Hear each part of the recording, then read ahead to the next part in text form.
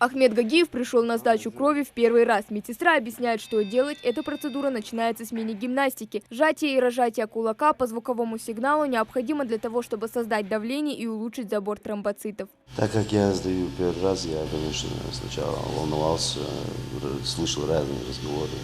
И после этого решился сдать кровь и помочь людям как-то. А сейчас вы себя как чувствуете? Отлично. И призываю всех молодежи к этой же акции.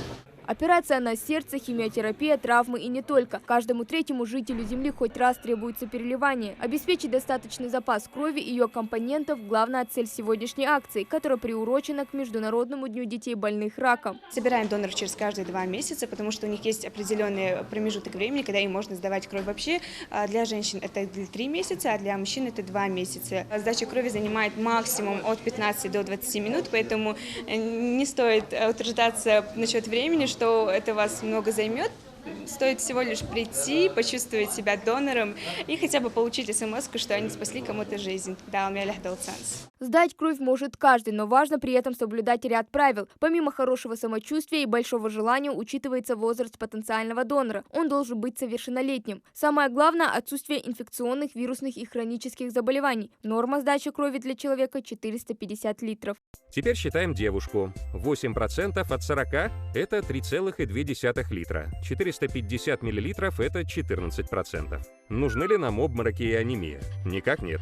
Один гемокон, проще говоря, мешок крови – это 4 спасенные жизни. На сегодняшний день самой редкой является 4-я отрицательная группа. Однако проблем с недостатком запаса крови в республике нет. Впрочем, цель сегодняшней акции не только собрать кровь, но и привлечь внимание окружающих проблемам онкобольных. Эти люди крайне нуждаются в поддержке и уходе.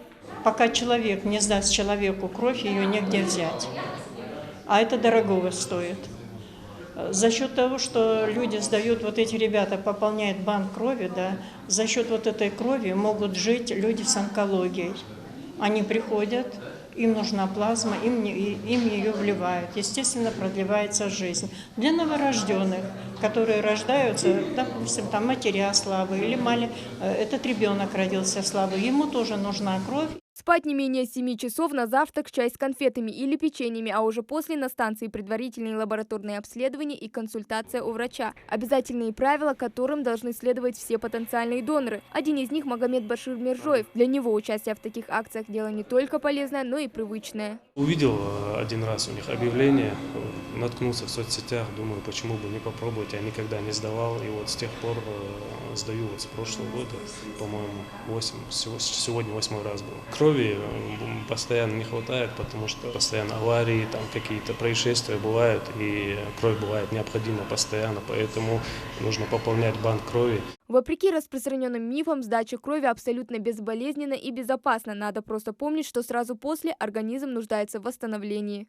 После процедуры сдачи донорам важно отдохнуть. Здесь для них подготовили вот такой стол вместе со сладостями, шоколадками и напитками.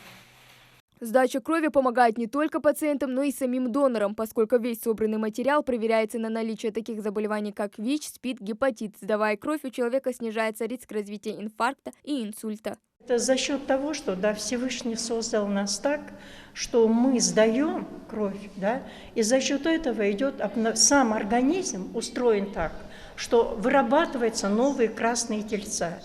Новая кровь – это что? Это о том, говорит, омоложение идет организма, омоложение всей ткани идет человеческой. То есть это и печень, это и мозг, это и кровь, это и наша кожа. Кровь этих добровольцев в больнице попадет не сразу. Сначала она пробудет в холодильной камере при температуре минус 35 градусов, чтобы избежать возможного заражения пациентов. Самое главное для доноров – повторное исследование через 6 месяцев на наличие инфекционных агентов. Только после этого плазму можно будет передавать в реанимационное отделение, где ее так ждут больные. Хава Гагиева, Асхаб Белакиев, Новости 24.